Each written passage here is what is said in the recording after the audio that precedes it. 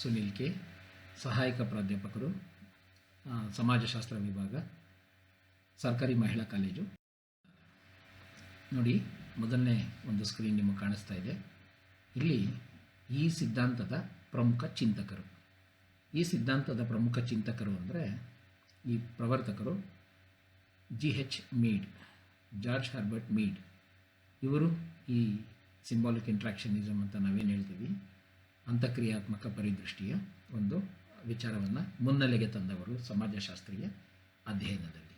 ಇದಾದ ನಂತರ Charles Horton ಕೂಲೆ, Herbert ಬ್ಲೂಮರ್, ಇರ್ವಿಂಗ್ ಗಾಫ್ಮನ್ ಮತ್ತು ಹ್ಯಾರಾಲ್ಡ್ ಗಾರ್ಫಿಂಕಲ್. ಸೊ ಇವರೆಲ್ಲರೂ ಕೂಡ ಈ ಒಂದು ಸಾಂಕೇತಿಕ ಕ್ರಿಯಾತ್ಮಕ ದೃಷ್ಟಿಕೋನಕ್ಕೆ ಪ್ರಮುಖವಾಗಿ ಅಡಿಪಾಯವನ್ನು ಹಾಕಿರ್ತಕ್ಕಂಥ ಸಾಮಾಜಿಕ ಚಿಂತಕರು. The main profounders of this concept particularly is G.H. Mead, and in his school of thought there were other profounders.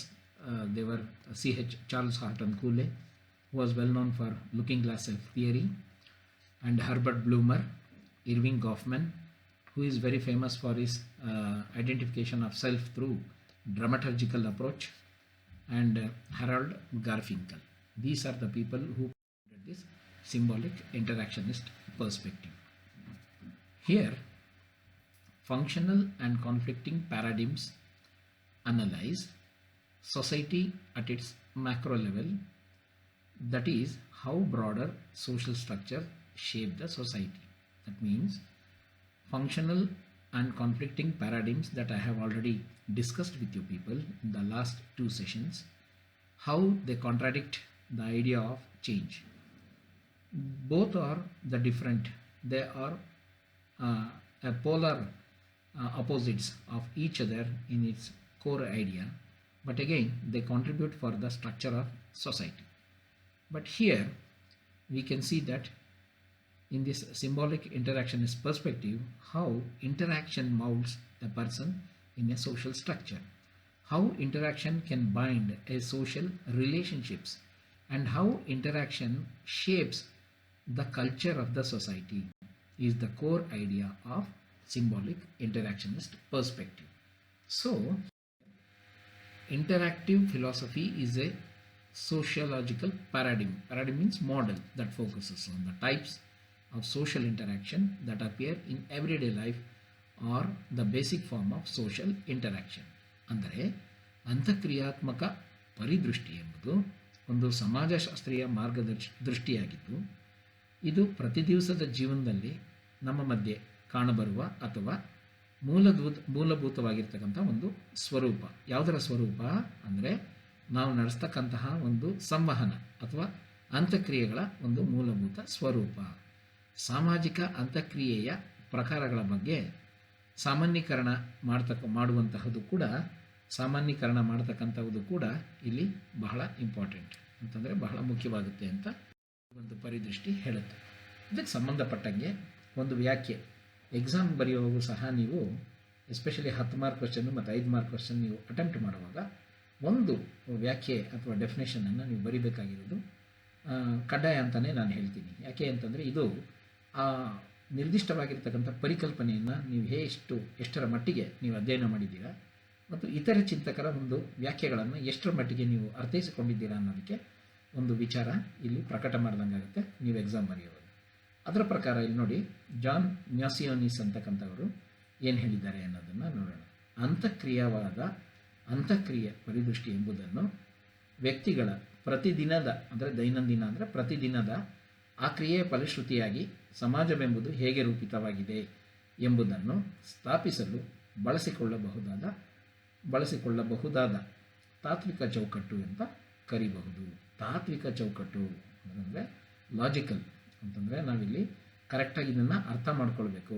ಪ್ರತಿಯೊಂದು ವಿಚಾರಕ್ಕೂ ಕೂಡ ಒಂದು ತಾತ್ವಿಕತೆ ಇರಬೇಕಾಗಿರ್ತಕ್ಕಂಥದ್ದು ಬಹಳ ಮುಖ್ಯ. ಮ್ಯಾಸಿಯೋನಿಸ್ ಹೇಳ್ತಾ ಇರ್ತಕ್ಕಂಥ ವಿಚಾರದಲ್ಲಿ ಬಹಳ ಸತ್ಯ ಇದೆ. ಯಾಕೆ ಅಂತಂದರೆ ಅಂತಕ್ರಿಯೆ ತಾತ್ವಿಕ ಚೌಕಟ್ಟಲ್ಲಿ ಇಲ್ಲ ಅಂತಂದರೆ ಆ ಅಂತಕ್ರಿಯೆಗಳಿಗೆ ಬೆಲೆ ಇಲ್ದಂಗಾಗುತ್ತೆ. ಆ ಅಂತಕ್ರಿಯೆಗೆ ರೂಪ, ರಚನೆ ಮತ್ತು ಆ ಅಂತಕ್ರಿಯೆಯ ಒಂದು ಕೊನೆಯ ಹಂತವಾಗಿರ್ತಕ್ಕಂತಹ ಒಂದು ಸಾಮಾಜಿಕ ಕ್ರಿಯೆ ಇವೆಲ್ಲವೂ ಕೂಡ ಸರಿಯಾಗಿ ನಡಿಬೇಕು ಅಂತಂದರೆ ತಾತ್ವಿಕ ಚೌಕಟ್ಟು ಇರಬೇಕು. ಇದು ಮ್ಯಾಸಿಯೋನಿಸ್ ರವರ ಒಂದು ದೃಷ್ಟಿಕೋನ. ಇದು ಉತ್ತಮವಾದ ಒಂದು ವ್ಯಾಖ್ಯೆ ಆಗಿರೋದ್ರಿಂದ ಇದರಲ್ಲಿ ನಾವು ಬಳಸ್ಕೊಂಡಿದ್ದೀವಿ.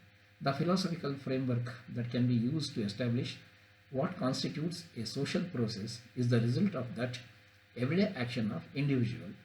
What constitutes an endogamous phenomenon. Endogamous means within a group. Without a group, you cannot have a interaction. The basic social interaction is endogamous. It is not exogamous in the beginning. Exogamous means outside the group. Endogenous. Here, see, it has been given that endogenous phenomenon, and it should be within a small group in the beginning. And that endogenous phenomenon given by Masionis plays a key role in shaping up this particular aspect. Interactionist perspectives. Let us see the main propositions of this interactionist perspective. The first one is, the first propositions, what it says about this particular interactionist perspective is that meanings are not embedded in any material. They emerge through social process.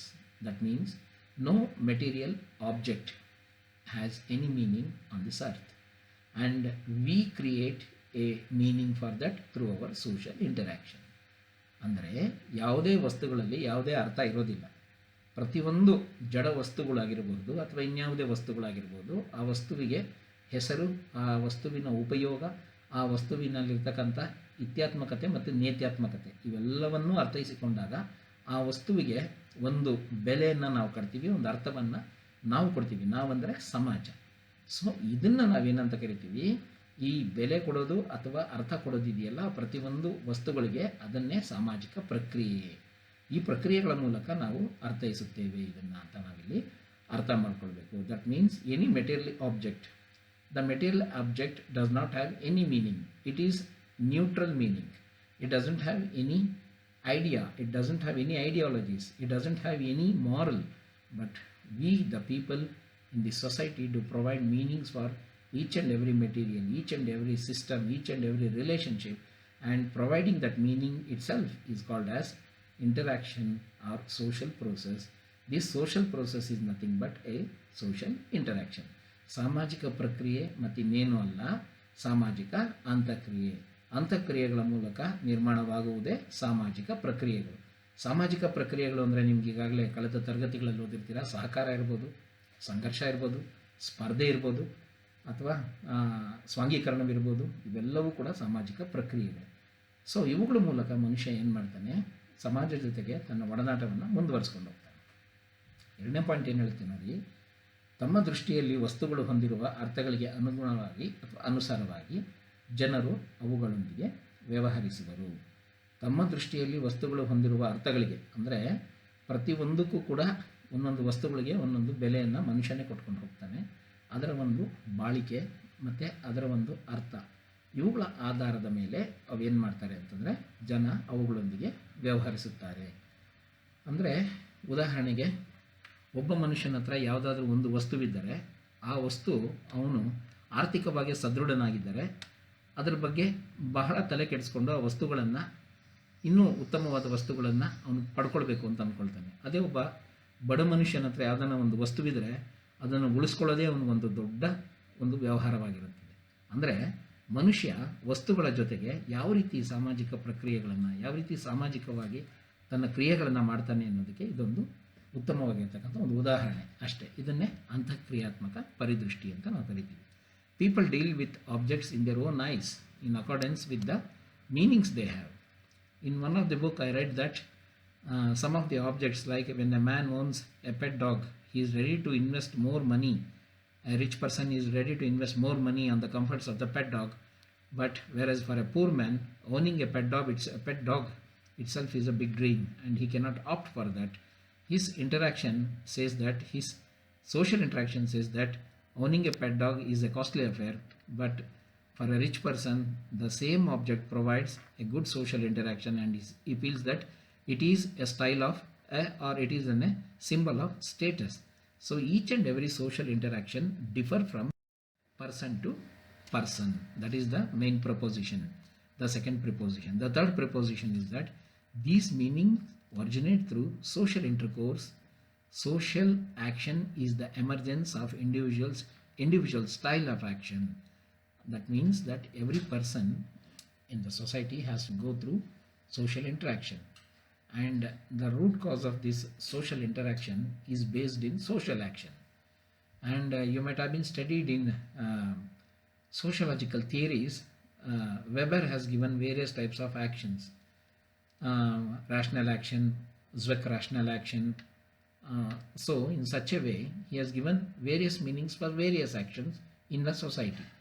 And here we do study the social interaction through social action. Without action, there is no interaction. That is a basic idea here about the interactionist perspective. And the basic assumption of this view is that society is formed only by the social behavior of the people. This is very much true. Our social behavior forms a social structure, and that social structure indeed gives a shape to proper society. And all this social behavior, social structure and society depends on social interaction. ಅಂದರೆ ಸಾಮಾಜಿಕ ಅಂತಕ್ರಿಯೆ ಮೂಲಕನೇ ಎಲ್ಲವೂ ಹುಟ್ಕೊಳ್ಳುತ್ತೆ. ಸಾಮಾಜಿಕ ಕ್ರಿಯೆ ಇಲ್ಲದಿದ್ದರೆ ಸಾಮಾಜಿಕ ಅಂತಕ್ರಿಯೆಗೆ ಅರ್ಥವನ್ನುವುದೇ ಇರುವುದಿಲ್ಲ. ಹಾಗಾಗಿ ಪ್ರತಿಯೊಬ್ಬ ಮನುಷ್ಯ ತಾನು ಯಾವ ಕ್ರಿಯೆಯಲ್ಲಿ ತೊಡಗಿಸ್ಕೊಂಡಿರ್ತಾನೋ ಆ ಕ್ರಿಯೆಯಲ್ಲಿ ಅವನ ಮಾನಸಿಕ ಮತ್ತು ಸಾಮಾಜಿಕ ಶೈಲಿ ಅಂತಕ್ಕಂಥದ್ದು ಒಂದು ನಿರ್ಧಾರ ಆಗಿರುತ್ತೆ.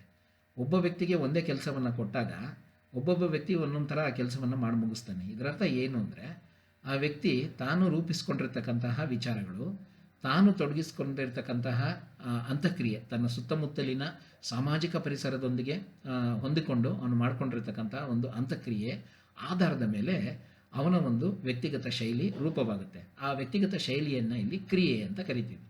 ವೆಬರ್ ಅವರು ಅನೇಕ ರೀತಿಯಾದಂಥ ಕ್ರಿಯೆಗಳ ಬಗ್ಗೆ ತಮ್ಮ ಸಿದ್ಧಾಂತಗಳಲ್ಲಿ ಹೇಳ್ತಾರೆ. ಅದು ಮುಂದಿನ ತರಗತಿಗಳಲ್ಲೂ ನಿಮಗೆ ಬರ್ಬೋದು. ವೆಬರ್ ಅವರ ಕ್ರಿಯೆಗಳ ಬಗ್ಗೆ ಬಹಳ ಚೆನ್ನಾಗಿ ಅಧ್ಯಯನ ಮಾಡಿದ್ದಾರೆ. ಸೊ ಹಾಗಾಗಿ ಅದನ್ನೊಂದು ಉದಾಹರಣೆಯಾಗೂ ಕೂಡ ನಾವು ತಗೊಳ್ಬೋದು. ಹಾಗಾಗಿ ಇಲ್ಲಿ ಪ್ರತಿಯೊಂದು ಸಹ ಅಂದರೆ ಇಲ್ಲಿ ಸಮಾಜದಲ್ಲಿ ಏನೇನು ಕಾಣುತ್ತೆ ನಮಗೆ? ಸಾಮಾಜಿಕ ಕ್ರಿಯೆ. ಸಾಮಾಜಿಕ ಕ್ರಿಯೆಯಿಂದ ಏನು ರೂಪುಗೊಳ್ಳುತ್ತೆ? ಸಾಮಾಜಿಕವಾಗಿರ್ತಕ್ಕಂಥ ವಿನ್ಯಾಸ. ಸಾಮಾಜಿಕ ಕ್ರಿಯೆ, ಸಾಮಾಜಿಕ ವಿನ್ಯಾಸ, ಸಾಮಾಜಿಕ ವಿನ್ಯಾಸದ ಸಮಾಪ್ತಿಯಾಗ್ತಕ್ಕಂತಹ ಒಂದು ಅಂತಿಮವಾದ ಪರಿದೃಷ್ಟಿಯೇ ಸಮಾಜ ಅಂತಕ್ಕಂಥದ್ದು. ಸಮಾಜ ವಿನ್ಯಾಸದ ಮೇಲೆ ನಿರ್ಭರವಾಗಿದೆ ಅಂತಂದರೆ ಆ ವಿನ್ಯಾಸ ಯಾವುದ್ರ ಮೇಲೆ ಡಿಪೆಂಡ್ ಆಗಿರುತ್ತೆ? ಮನುಷ್ಯನ ಕ್ರಿಯೆಗಳ ಮೇಲೆ. ಮನುಷ್ಯನ ಕ್ರಿಯೆ ಯಾವುದ್ರ ಮೇಲೆ ಡಿಪೆಂಡ್ ಆಗಿರುತ್ತೆ ಅಂತಂದರೆ ಮತ್ತೆ ಪ್ರಕ್ರಿಯೆಗಳ ಮೇಲೆ ಡಿಪೆಂಡ್ ಆಗಿರುತ್ತೆ. ಸೊ ಹಾಗಾಗಿ ಇಲ್ಲಿ ಸಂಪರ್ಕ ಮತ್ತು ಸಂವಹನ ನೀವು ಓದಿದ್ದೀರಾ ಥರ್ಡ್ ಇಯರ್ನಲ್ಲಿ. ಸಂಪರ್ಕ ಮತ್ತು ಸಂವಹನ, ಕಾಂಟ್ಯಾಕ್ಟ್ ಆ್ಯಂಡ್ ಕಮ್ಯುನಿಕೇಷನ್. ಸಂಪರ್ಕ ಮತ್ತು ಸಂವಹನ ಅಂತಕ್ರಿಯೆಗೆ ಮೂಲ ರೂಪ ಕೊಟ್ಟರೆ ಅಂತಕ್ರಿಯೆಯಿಂದ ಸಾಮಾಜಿಕ ಕ್ರಿಯೆಗಳು ಉತ್ಪತ್ತಿಯಾಗುತ್ತೆ. ಸಾಮಾಜಿಕ ಕ್ರಿಯೆಗಳು ಸರಿಯಾಗಿ ತನ್ನ ವಿಚಾರವನ್ನು ನಡೆಸ್ಕೊಂಡು ಹೋದಾಗ ಆ ಸಾಮಾಜಿಕ ಕ್ರಿಯೆಗಳು ಏನು ಮಾಡ್ತವೆ? ಸಾಮಾಜಿಕ ವಿನ್ಯಾಸಕ್ಕೆ ದಾರಿ ಮಾಡಿಕೊಡುತ್ತೆ. ಸಾಮಾಜಿಕ ವಿನ್ಯಾಸ ಅದ್ಭುತವಾಗಿದ್ದಾಗ ಅದು ಒಂದು ಉತ್ತಮವಾದ ಸಮಾಜವಾಗಿ ರೂಪುಗೊಳ್ಳುತ್ತೆ ಅಂತ ಇಲ್ಲಿ ಹೇಳ್ಬೋದು.